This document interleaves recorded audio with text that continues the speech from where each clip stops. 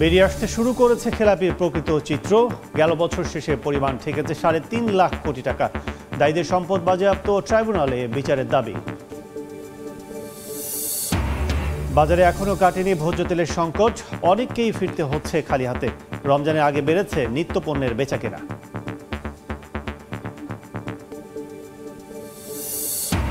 সুন্দরবনে ফের সক্রিয় জলদস্যু বাহিনী। মারধর, অপহরণের পর মুক্তিপণ দাবি। প্রাণ ভয়ে পেশা ছেড়েছেন অনেকে। অভিযান চালানোর দাবি বন বিভাগের। চিনিতে লোকসান গুনলেও মদ বিক্রিতে কেরুর রেকর্ড।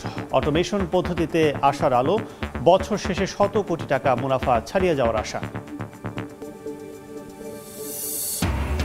এবং 100 কোটি ভারতীয় নেই শখ পূরণের সামর্থ্য। বৈষম্যে নাকাল নিম্ন ও মধ্যবিত্ত জনগোষ্ঠী। দিনকে দিন বাড়ছে উচ্চবিত্তের সংখ্যা। বিবিসির প্রতিবেদন।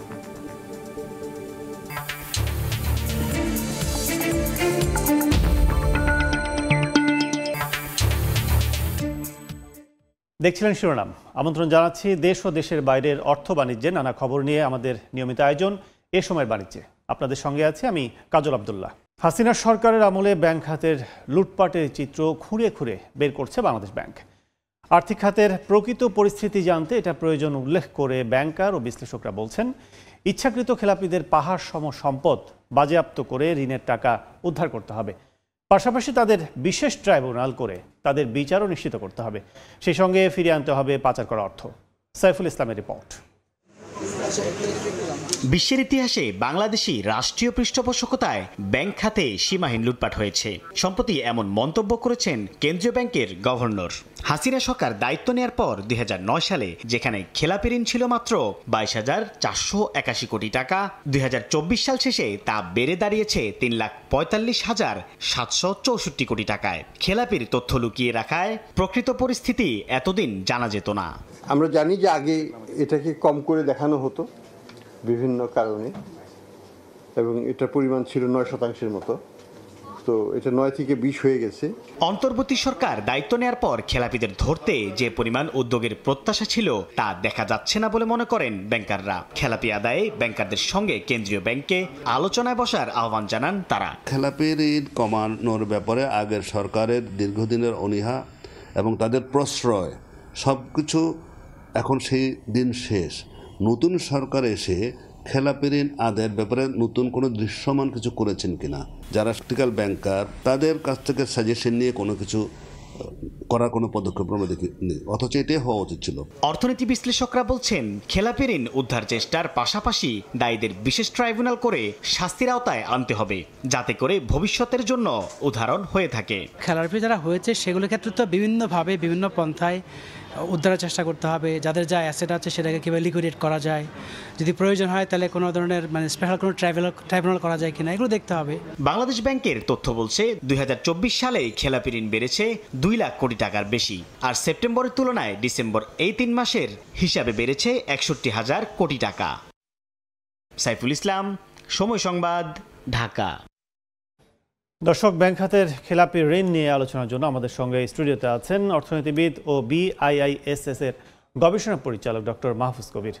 এ সময় বাণিজ্যে আপনাকে স্বাগত জানাচ্ছি। ধন্যবাদ। আমরা আলোচনায় চলে যেতে চাচ্ছি, সেটি হচ্ছে যে খেলাপি ঋণের যে ঊর্ধ্বগতি আমরা দেখছি গত কয়েক বছর থেকে, কিন্তু এই ধাক্কা কিংবা এই পরিস্থিতি কিন্তু আমরা দেখে আসছি যে গোপন রাখা সেটি কিন্তু এখন প্রকাশ্যে চলে আসছে। এখন বলা চলে যে 3.5 লাখ কোটি টাকা পার হয়ে যাচ্ছে, এবং এটি কততে চলে যাবে সেটাও কিন্তু হিসাব এখনও কিন্তু তালগোলমাল অবস্থায় আছে। সেক্ষেত্রে আপনি কি মনে করেন যে এই অবস্থার দূরের জন্য কাকে দায়ী করবেন? এই ক্ষেত্রে আমি বলবো যে হ্যাঁ, সবারই কিন্তু দায় রয়েছে। বিশেষ করে যে ব্যাংকিং খাত যাদেরকে আমরা বলি, বিশেষ করে যে সরকারি ব্যাংক, সেখানে কেন 80% মতো আর কি খেলাপি ঋণের কথা বলা হচ্ছে আর কি, যে এখন যেরকম নাকি হবে ইন্টারিম যেটা হিসাব হয়েছে সেখানে বলা হচ্ছে যে 42% এরকম তাদের খেলাপি ঋণ। আর এতে প্রাইভেট সেক্টরে কিন্তু 15%-এর উপরে চলে গেছে খেলাপি ঋণের। এখন IMF এর যে ডিরেকশন সেই অনুযায়ী কথাবার্তা ছিল যে আস্তে আস্তে এটা কমিয়ে আনতে হবে, এবং সেটাকে মানে বেসরকারি ব্যাংকের ক্ষেত্রে 5% এবং সরকারি ব্যাংকের ক্ষেত্রে 10%। তো এখন যে পরিস্থিতি হচ্ছে, অনেকেই বলছেন যে একবার সরকারি ব্যাংকগুলো খালি হয়ে গেছে, তো সেখানে আসলে কিছু নেই। তো কিন্তু গভর্নর কিন্তু একটা কথা খুব পরিষ্কার করেছেন যে এটাই কিন্তু শেষ নয়, মানে যে সংখ্যাটা দেওয়া হয়েছে সেটা একবার সর্বোচ্চ পর্যায়ে কিন্তু খেলাপি ঋণ নয়, মানে সামনে আরও আমাদের তথ্যর জন্য অপেক্ষা করতে হবে। এখন যে ব্যাংকগুলো তাদের যে হায়ার ম্যানেজমেন্ট তারা কিন্তু অ্যাপ্রুভ করেছে লোনগুলো, এবং তারা অনেক ক্ষেত্রে দেখেছে যে এগুলো আসছে না ফেরত, তারপরে আবার তাদেরকে দেওয়া হয়েছে। কেন্দ্রীয় ব্যাংক কী করেছে? কেন্দ্রীয় ব্যাংকের কিন্তু দায় কম নয়, তো সেখানে আমরা রিফর্মের কথা বলছিলাম, কেন্দ্রীয় ব্যাংকের রিফর্মের কথাবার্তা তো চলছে না, এবং পুরো যে ব্যাংক খাতের সবাই আসলে কম বেশি দায়ী এটার জন্য। সেক্ষেত্রে যদি বলি যে বেশ 3 থেকে 4 মাস আগে গভর্নর কিন্তু বলেছিলেন যে 25% হয়ে যেতে পারে খেলাপি, উনি সব জাস্টিফাই করে শুধু যাচাই করে বের করবেন, এরপরে সিদ্ধান্ত নেবেন যে আসলে কীভাবে রিকভারি ওয়ে। সেক্ষেত্রে 25% যদি হয় তাহলে বিতরণ করা ঋণের পাওয়া যাবে যে 4 লাখ কোটি টাকা পার হয়ে যাবে। এই ঋণের এই অর্থটা কিভাবে অর্থনীতিতে পুনরুদ্ধার করা যাবে, কিংবা এর ব্যাকআপ মানে কিভাবে কি তৈরি করা যেতে পারে, কি মনে করেন? না, এখনই কিন্তু 20%-এর উপরে মানে এই মোট বিতরণকৃত ঋণের মধ্যে এই খেলাপি, কিন্তু এর মধ্যে আমাদের যেগুলো খুব রিস্কি লোন সেগুলো কিন্তু এখনো হয়তো হিসাব করা হয়নি। এগুলো হিসাবগুলো চলছে যে আসলে কি অবস্থা হতে পারে, আসলে ফেরত আসবে কি আসবে না, সেগুলো নিয়ে অনেক কিন্তু শঙ্কা রয়েছে। তো সুতরাং এটা 25% আরও বেশি হয়ে যেতে পারে। এখন আমি যেটা শুরুতেই বলেছিলাম যে যখন অন্তর্বর্তী সরকার ক্ষমতা গ্রহণ করলো তারপর পরই আসলে একটা স্পেশাল ট্রাইব্যুনালের দরকার ছিল, তার জন্য আইনগত পরিবর্তনের দরকার ছিল, এবং এর পাশাপাশি ওই ট্রাইব্যুনাল হওয়ার মধ্যেই কিন্তু ছোটোখাটো যে অ্যাসেটগুলো আছে সেগুলো কিন্তু বিক্রি করে দেওয়া যেত। এখন কিন্তু বড় অ্যাসেটের কোনো কেউ কিনবে না, আসলে সেই অর্থে কোনো লোক খুঁজে পাওয়া যাবে না। তো এখন যে পরিস্থিতি, এখন আস্তে আস্তে সবাই এবার অ্যাডজাস্ট করছে, যেহেতু সরকার নির্বাচনী রোডম্যাপের ভিতরে চলে গেছে, তো এখন কিন্তু আসলে নির্বাচনের জন্য সবাই অপেক্ষা করছে। এখন খুব দ্রুত আসলে একটা মানে আমাদের অর্থনীতি আদালত দিয়ে তো হবে না, এটা তো আমরা ছোটোখাটো নিয়ে আদায় করতে পারি না। সুতরাং একটা স্পেশাল ট্রাইব্যুনালের অন্তত কাঠামোটা যদি আমরা উপস্থাপন করতে পারতাম যাদের সামনে, এবং এই ছোটোখাটো কিছু অ্যাসেট যদি বিক্রি করে দিতে পারতাম 50 কোটি টাকা 100 কোটি টাকা, সেগুলো তো আসতে পারতাম। তো এখন সেটার উদ্যোগ গ্রহণ করতে হবে। আমরা যদি বলতে চাই সেটা হচ্ছে যে আওয়ামী লীগ সরকার প্রথমবার অর্থাৎ 2009 সালে ক্ষমতা গ্রহণের পরে 16 বছরের যে টানা ক্ষমতা তাদের, তখন তার নিয়েছিল 22,000 সামথিং এরকম যারা খেলাপি হয়েছে তেমন অর্থের একটা ফিগার নিয়ে তারা শুরু করেছিল ক্ষমতা পরিচালনা। সেক্ষেত্রে সেই ফিগারটা চলে আসলো এখন এততে 3.5 লাখ কোটি টাকা পার হয়ে গেল। এই যে মাঝের যে ট্রানজিশন, সেটার সাথে যারা সংশ্লিষ্ট কর্মকর্তা যারা ছিলেন, আইন বারবার পরিবর্তন, বাংলাদেশ ব্যাংকের বারবার সার্কুলার পরিবর্তন, আসলে এর দোষারোপটা কোন দিকে যাবে, মানে এই দায়টা কে নেবে? আসলে এই কোভিড-19-এর সময়ে একটা বড় আকারে হয়েছে এই খেলাপি এবং ইচ্ছাকৃত খেলাপি। ওই সময় অনেকে যারা বড় ব্যবসায়ী, যারা হয়তো রাজনৈতিক প্রভাব বিস্তার করেছেন, তারা কিন্তু এই কাজগুলো করেছেন, এবং ছোটরা কিন্তু হয়েছে, কিন্তু ছোটরা কিন্তু এরকমভাবে আবার চেষ্টা করেছে ব্যবসায় ফিরে আসা, কিন্তু বড়রা মনে করেছেন কি যে আমি রাজনৈতিক প্রভাব খাটিয়েই যাব এবং ইচ্ছা মতো টাকাগুলো পাম্প করে ব্যাংকের থেকে বাইরে নিয়ে যাবো, ব্যাংকগুলোতে লুট করবো এবং কিছুই হবে না। তারা মনে করেছিলেন যে কিছুই হবে না, এটাই সর্বনাশটা করেছে। এখন তারা যে বিশাল ফুলে ভেপে বড় হয়েছেন, বড় বড় ব্যবসা করেছেন, এখন তারা তো এখন আবার কেউ কেউ বলছেনও যে আমি এই দেশের নাগরিক নই। তো তাহলে অবস্থাটা কী হলো? তারা কিন্তু মনে করছেন যে আর কিছুই হবে না তাদের। তো সুতরাং এটা একটা বড় সমস্যা। এই যে 22,000 কোটি টাকার মতো যে একটা ইনিশিয়ালি 2009 খেলাপি ঋণ ছিল, সেটাও তখন বড় ছিল। এখন পরিস্থিতি এমন দাঁড়িয়েছে যেটা ম্যানেজমেন্টের বাইরে, মানে এই আনম্যানেজেবল সিচুয়েশনটা তৈরি করা, এটা কিন্তু খুবই অর্থনীতির জন্য ঝুঁকিকর। এখন সেক্ষেত্রে কর্মসংস্থান, আমাদের বিনিয়োগ কম হচ্ছে, কর্মসংস্থানের গতি কমে গেছে। সেক্ষেত্রে আসলে আগামী অর্থনীতি কি মনে করছেন? ব্যাংক খাতের বিশেষ করে এখান থেকে কতটুকু ঋণ পাওয়া কিংবা কতটুকু কি করা দরকার? এখন যে পরিস্থিতি দাঁড়িয়েছে তাতে তো একটা tight monetary policy Bangladesh bank implement করছে, আইএমএফের একটা নির্দেশনা রয়েছে বা তাদের পরামর্শ রয়েছে। তো এখন আরেকটা বড় সমস্যা হয়েছে কি যে আইএমএফ কিন্তু ঋণও দিচ্ছে না, আবার সংস্কারও আমরা করছি। এটা একটা চাপ, তার কারণ ওই অর্থটা যদি আসতে তাহলে অর্থনীতিতে আরও কিছু কর্মসংস্থান হয়তো হতে পারতো, বিনিয়োগ হতে পারতো। আর এই যে টাইট মনিটারি পলিসি, যেটা কন্ট্রাকশন মনিটারি পলিসি বলে, তো সেটার কারণে দেখা গেছে কি যে আসলে যারা এখন মাঝারি রয়েছেন, বড় রয়েছেন, যারা ভালো উদ্যোক্তা, তারা কিন্তু এখন ঋণ পাচ্ছেন না এবং ঋণের সুদের হার অনেক বেশি। তো এই অবস্থায় অনেকে বিনিয়োগে এগিয়ে আসছেন না। তো প্রাইভেট ইনভেস্টমেন্ট কিন্তু এখন খুব একটা শ্লথগতির মধ্যে আছে, বিদেশি বিনিয়োগ আসছে না। তো এখন সব মিলে এই খেলাপি ঋণ যারা হচ্ছে ইচ্ছাকৃতভাবে খেলাপি হয়েছেন, তাদের কারণে দেখা যাচ্ছে পুরো অর্থনীতি একটা হুমকির মধ্যে পড়ে গেছে। তা এবং বাংলাদেশ ব্যাংকও কিন্তু তার নীতির বাইরে আসতে পারছে না, তার কারণ এই টাইট মনিটারি পলিসি দিয়ে পুরো রেগুলেট করতে হবে পুরো সিচুয়েশনটাকে। এখন এই যে পরিস্থিতি, এই পরিস্থিতির দায়ভারটা কে নেবে? এখন একদিকে হচ্ছে তারা অন্যায় করেছেন এই খেলাপি করে এবং অর্থ অনেকটা পাচারও করে দিয়েছেন, আবার অন্যদিকে বেনামি যে সমস্ত কোম্পানিগুলো রয়েছে, 32-32টা কোম্পানি, তার অর্ধেকই কিন্তু তার কোনো অস্তিত্বই নেই। এরকম ইনফ্লুয়েন্সিয়াল যে সমস্ত লিডার, তারাও কিন্তু এই কাজগুলো করেছেন। তো এই যে পুরো পরিস্থিতি, সেটা কিন্তু একটা অসহনীয় এক ধরনের যন্ত্রণা তৈরি করেছে অর্থনীতির মধ্যে, একটা অনিশ্চয়তা তৈরি করেছে। এখন এইটার জন্যে আসলে আমার মনে হয় কি যে একটা খুব ক্র্যাশ প্রোগ্রাম দরকার পুরো এই ব্যাংকিং খাতের জন্য, যে কিভাবে আসলে এটা করা যায়।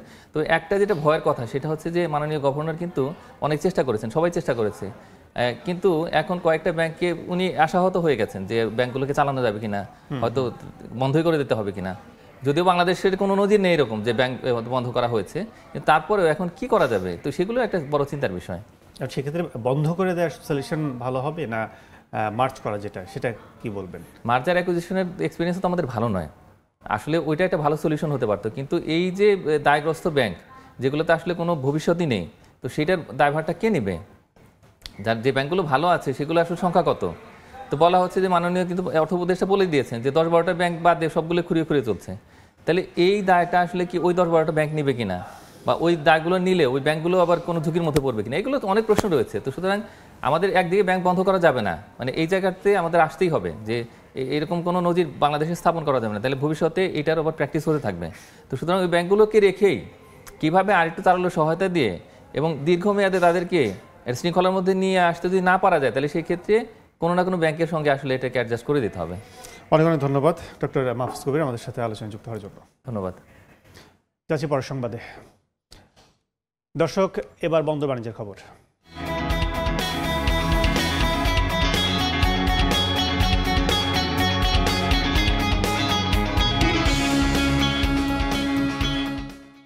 উদ্বোধনের 10 বছরও চালু হয়নি বাংলাদেশ, ভুটান, ভারত, নেপাল, BBIN 4 দেশীয় বাণিজ্যিক কার্যক্রম। বাণিজ্য সংশ্লিষ্টদের অভিযোগ, এতে বাধা হয়ে দাঁড়িয়েছে সড়ক পথে দুর্বল অবকাঠামো। এই মুহূর্তে বেনাপোল বন্দরে আছেন সহকর্মী আজিজুল হক। 4 দেশীয় বাণিজ্যিক কার্যক্রমের সংকট নিয়ে বিস্তারিত জানাতে সরাসরি যাচ্ছে তার কাছে। ভারত, বাংলাদেশ, নেপাল, ভুটান, সংক্ষেপে BBIN 4 দেশের মধ্যে বাণিজ্যিক এবং বন্ধুত্ব সম্পর্ক উন্নয়নে 2015 সালে 15 জুন 4 দেশের সরকার ট্রানজিট পণ্য পরিবহনের ক্ষেত্রে ট্রানজিট চুক্তিতে একমত হয় এবং একই বছরের 1 নভেম্বর আনুষ্ঠানিকভাবে একটি পণ্যবাহী ট্রাক ভারতের কলকাতা হয়ে বেনাপোল বন্দর হয়ে পরীক্ষামূলক ভারতের আগরতলা বন্দরে যায়।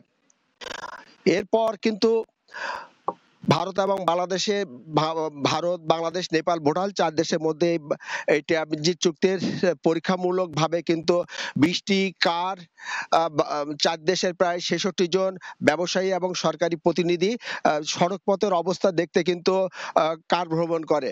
সবকিছু মিলিয়ে প্রায় 10 বছর অতিক্রম হলেও কিন্তু এখনো যে BBIN যে সে চুক্তি কিন্তু বাস্তবায়ন হয়নি।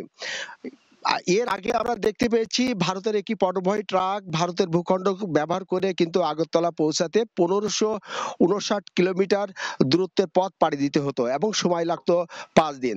তবে বাংলাদেশি ভূখণ্ড ব্যবহার করে এই ভারতীয় ট্রাক আগরতলায় যেতে মাত্র সময় লাগে 1 দিন এবং আপনার 559 কিলোমিটার দূরত্ব থাকে। ফলে এই সুবিধার কারণে কিন্তু ট্রানজিট চুক্তি বাস্তবায়নের জন্য সবাই চেষ্টা করেছিল, তবে এখনো পর্যন্ত এই ট্রানজিট চুক্তি কিন্তু বাস্তবায়ন হয়নি।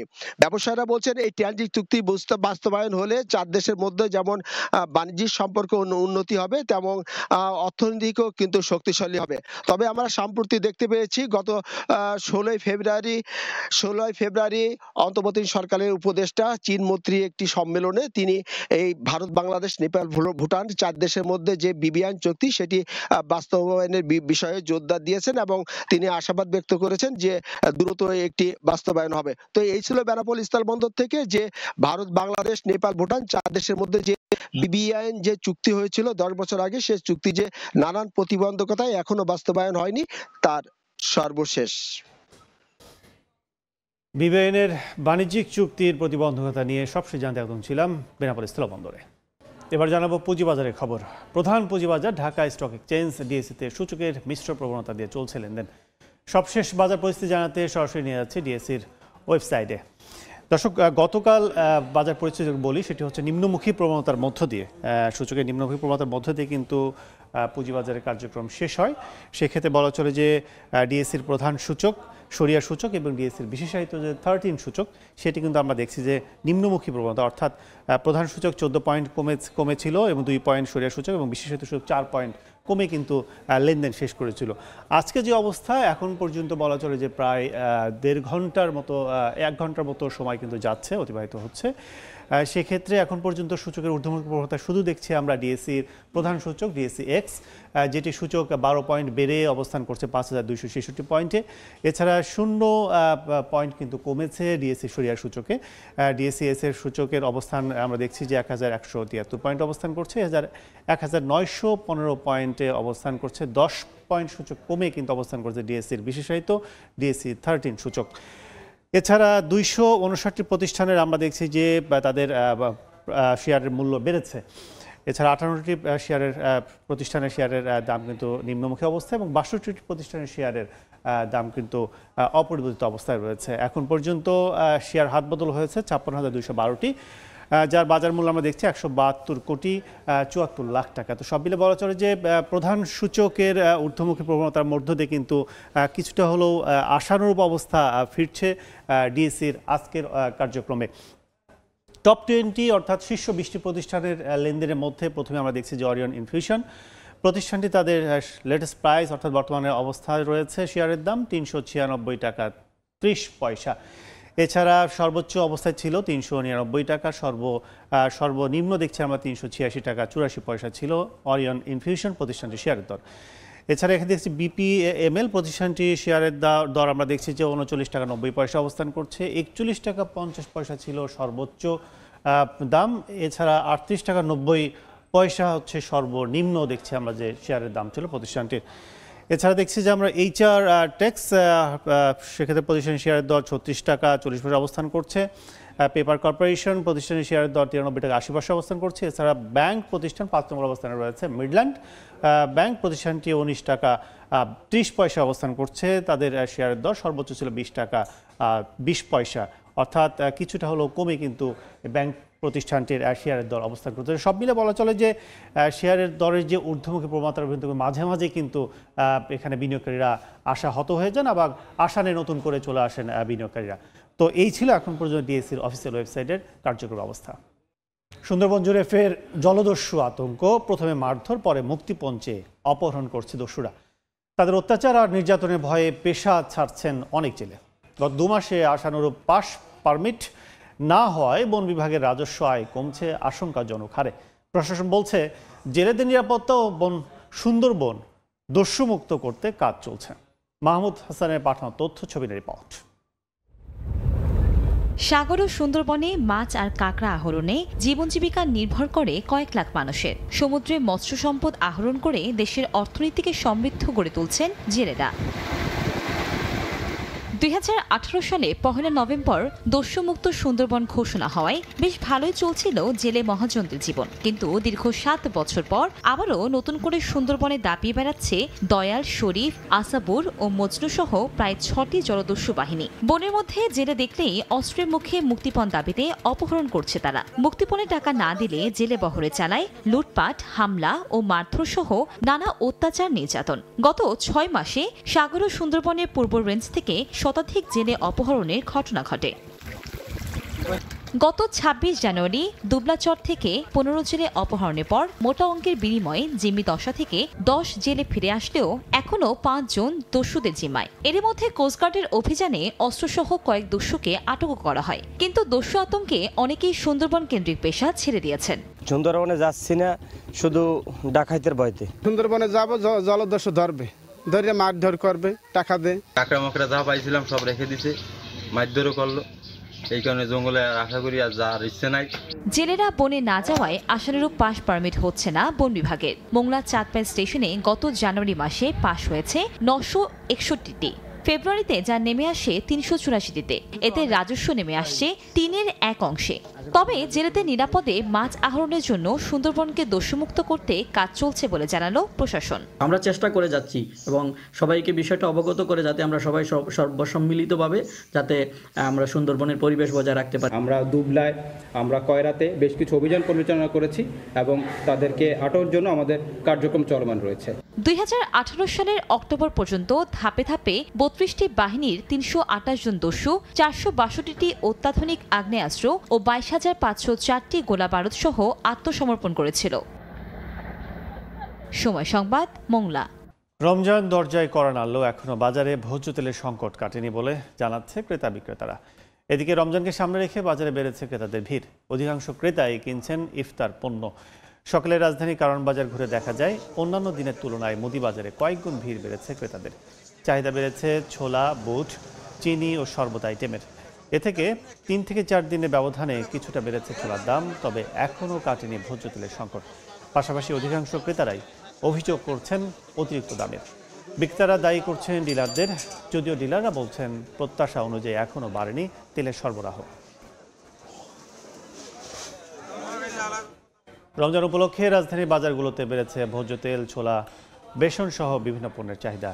তবে এখন সংকট রয়েছে সয়াবিন তেলের। বাজার পরিস্থিতির খবর জানাতে এই মুহূর্তে কারণ বাজারে আছেন সহকর্মী ফারদুর রহমান। সরাসরি যাচ্ছে তার কাছে। ঠিক যেমনটা শুনছিলেন, রাজধানীর কারওয়ান বাজারের এই মুহূর্তে পরিস্থিতি বলে দিচ্ছে রোজা একদমই দোরগোড়ায়। অর্থাৎ আগামী 2-3 দিনের পরে যে রোজা শুরু হতে যাচ্ছে সেটিকে কেন্দ্র করে সাধারণ মানুষের মাঝে ইফতার সামগ্রী সহ সেহরিতে যেসব প্রয়োজনীয় জিনিসপত্র লাগে তা কিনতে এই মুদি বাজারে কিন্তু এখন প্রচন্ড ভিড় দেখা যাচ্ছে। সাধারণত এই বাজারে এতটা ভিড় থাকে না, তবে রোজাকে সামনে রেখে সবসময় এই ভিড় কিন্তু আমরা দেখতে পাই। এবছর পরিস্থিতিটা কিছুটা ভিন্ন। এবছর গত বছরের তুলনায় কিছু পণ্যের দাম ক্রেতারা এবং বিক্রেতারা বলছেন কম, বিশেষ করে ছোলার দামের কম সেটি বলছেন। পাশাপাশি তারা চিনির দামের কথাও বলছেন। অ্যাঙ্কর ডাল যেটি, অ্যাঙ্কর গুঁড়া বা ভেষন যেটি, সেগুলোর কথাও কিছুটা কমের কথাই বলছেন। পাশাপাশি মশলার কথাও কিন্তু বলছেন যে গত বছরের তুলনায় বছর কম। তবে সবচেয়ে বেশি সংকটে ক্রেতা এবং বিক্রেতাদের ফেলেছে ভোজ্য তেল, বিশেষ করে সয়াবিন তেল, যেটি বাজারে একেবারেই পাওয়া যাচ্ছে না। যা পাওয়া যাচ্ছে সেটিও নির্ধারিত তুলনায় বেশি দামে ক্রেতাদের। পরিস্থিতি এক সপ্তাহ ধরে বা মাসখানেক ধরে কিন্তু চলছে। তারা বরাবরই অভিযোগ করছেন এসব পণ্যের সংকট আছে, ভোজ্য তেলের, সয়াবিন তেলের, এবং সেটি এখনো রোজাকে সামনে রেখে সরকারের পক্ষ থেকে বলা হলেও যে রোজার সময় সেই সংকটটা থাকবে না সেটি কিন্তু এখনো পরিবর্তন নেই। অন্যান্য আইটেম পাওয়া গেলে এই তেলের কারণে বিক্রেতা তাদের বিক্রি কার্যক্রমে বেশ কষ্ট পোহাচ্ছেন, এরকমটা কিন্তু তারা বলছেন। এবং ক্রেতারা এই সংকট বারবার ঘুরে ফিরে যাকে আমরা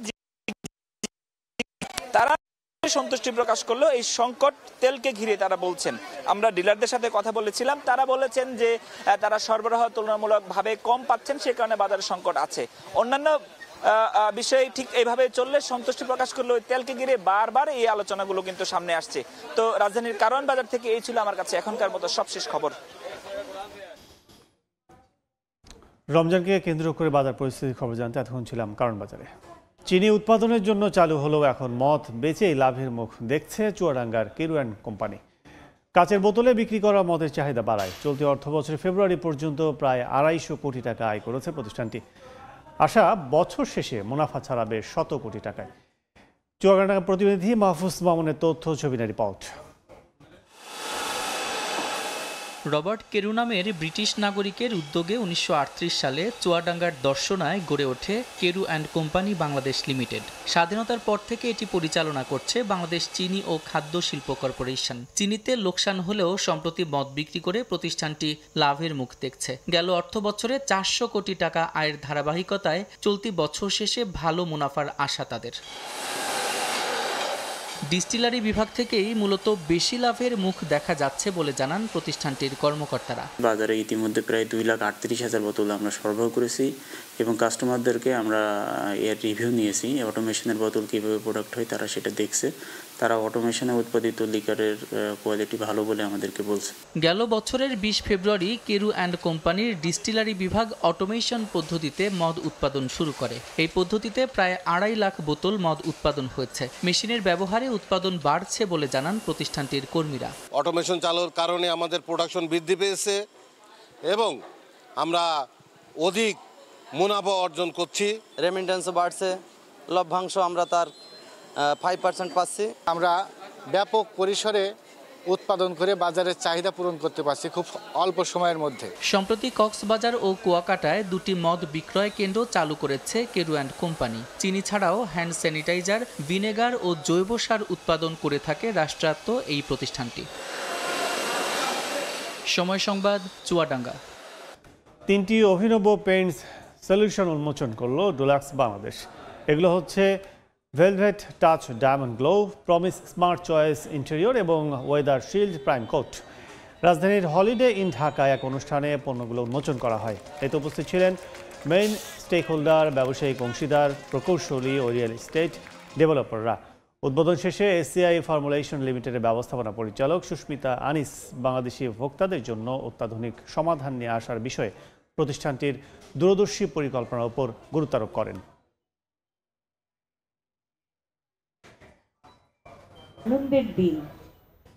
সংসদ ভবনের এলডি হলে বিএনপির বর্ধিত সভায় বক্তব্য রাখছেন দলের মহাসচিব মির্জা ফখরুল ইসলাম আলমগীর। সরাসরি চলে যাচ্ছে সেখানে। এবং বিভিন্ন জেলা থেকে আগত আমাদের নেতৃবৃন্দ, উপজেলা থেকে আগত নেতৃবৃন্দ, সেই সঙ্গে আমাদের প্রধান অতিথি হিসেবে যিনি আজকে উপস্থিত থাকবেন, তিনি আমাদের সকলের অত্যন্ত প্রিয় মানুষ, যিনি আমাদের অনুপ্রেরণার কেন্দ্রবিন্দু। আপনারা জানেন যে বিগত সরকারের রোষানলে পড়ে তাকে 6 বছর মিথ্যা মামলায় সাজা দিয়ে আটক করে রাখা হয়, অসুস্থ হয়ে পড়েন এবং আজকে যিনি চিকিৎসার জন্য সুদূর বিদেশে অবস্থান করছেন, আমাদের সেই গণতন্ত্রের আপসহীন নেত্রী, যার অনুপ্রেরণায় আমরা এই গণতন্ত্রের জন্য সংগ্রাম করেছি, আমাদের সেই মহান নেত্রী দেশনেত্রী বেগম খালেদা জিয়া। প্রিয় বন্ধুগণ, সর্বপ্রথমেই পরম করুণাময় আল্লাহ তাআলার কাছে শুকরিয়া আদায় করতে চাই যে আল্লাহ তাআলার অশেষ রহমতে দীর্ঘ একটু আস্তে কথা বললে একটু পেছনে গিয়ে বলেন প্লিজ।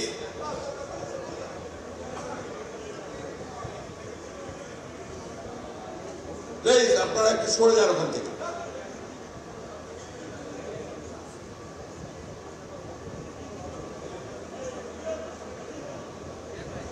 আজকে দীর্ঘ 6 বছরে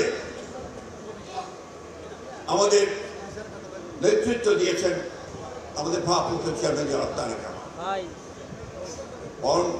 করুণাময় আল্লাহ তাআলার কাছে এই জন্য শুকরিয়া আদায় করছি যে এই প্রায় দেশনেত্রী বেগম খালেদা জিয়া আপনাদের সঙ্গে শেষ বৈঠক করেন, বর্ধিত সভা করেন। আপনাদের নিশ্চয়ই অনেকেরই মনে থাকার কথা, ওটা লামারিডিয়ানে কারাগারে যাওয়ার আগের মুহূর্তে তিনি সেই সভা করেছিলেন এবং সেখানে তার বক্তব্যে তিনি স্পষ্ট করে বলেছিলেন যে আমি হয়তো আপনাদের মধ্যে থাকবো না, হয়তো এই ফ্যাসিস্ট সরকারের কোপানোর পরে আমাকে কারাগারে যেতে হবে, কিন্তু আপনাদের আমি নির্দেশ দিয়ে যাচ্ছি, অনুরোধ করছি যে আপনারা গণতন্ত্রকে পুনরুদ্ধার করবার জন্য আপনাদের এই আন্দোলন আপনারা কখনো বন্ধ করবেন না। সেই নির্দেশকে সঙ্গে নিয়ে ভারপ্রাপ্ত চেয়ারম্যান জনাব তারেক রহমানের নির্দেশে আমাদের সারা দেশের অগণিত নেতা কর্মী তারা দীর্ঘ এই 15 বছর নিরন্তর সংগ্রাম চালিয়ে গেছেন। তারা প্রমাণ করেছেন যে একটি গণতান্ত্রিক দল এবং একটি আইন মেনে চলা, সংবিধান মেনে চলা রাজনৈতিক দলের উপরে যে নির্মম নির্যাতন নিপীড়ন নিয়ে এসেছে, তারপরেও শহীদ প্রেসিডেন্ট জিয়া রহমানের সৃষ্ট এই দল, যিনি আমাদেরকে নতুন করে পথ চলতে শিখিয়েছিলেন, মানুষকে নতুন পথের দিশা দেখিয়েছিলেন, নতুন করে গণতন্ত্রকে পুনঃপ্রতিষ্ঠিত করেছিলেন, সেই নেতা আমাদের স্বাধীনতার ঘোষক শহীদ প্রেসিডেন্ট জিয়া রহমানের তবে নির্দেশিত পথে আমরা সামনের দিকে এগিয়ে গণতন্ত্র প্রতিষ্ঠার কাজ করে চলেছি। এই 16 বছরে এবং বিশেষ করে দেশনেত্রী বেগম খালেদা জিয়া কারাগারে যাওয়ার পরে আমাদের অসংখ্য নেতা কর্মী শহীদ হয়েছেন। এতক্ষণ সরাসরি ছিলাম বিএনপির বর্ধিত সভায়, বক্তব্য রাখছিলেন দলটির মহাসচিব। চলতি বছরের জানুয়ারিতে কমেছে বৈশ্বিক ইস্পাত উৎপাদন। ওয়ার্ল্ড স্ট্রিট অ্যাসোসিয়েশনের তথ্য মতে গেল মাসে বিশ্বব্যাপী মোট 15,14,00,000 টন ইস্পাত উৎপাদন হয়েছে, যা 1 বছর আগের তুলনায় 4.4% কম। ইস্পাত উৎপাদনকারী 69টি দেশের তথ্য বিশ্লেষণ করে এই প্রতিবেদন দিয়েছে ওয়ার্ল্ড স্ট্রিট, যেখানে বলা হয়েছে ইস্পাতের শীর্ষ উৎপাদক দেশ চীনে গেল বছরের তুলনায় 5.6% কমেছে উৎপাদন। সম্প্রতি ইস্পাত ও অ্যালুমিনিয়াম আমদানিতে 25% শুল্ক আরোপের নির্বাহী আদেশে সই করেন মার্কিন প্রেসিডেন্ট ডোনাল্ড ট্রাম্প। এই ছিল এই সময় বাণিজ্যে। সঙ্গে থাকুন সময়।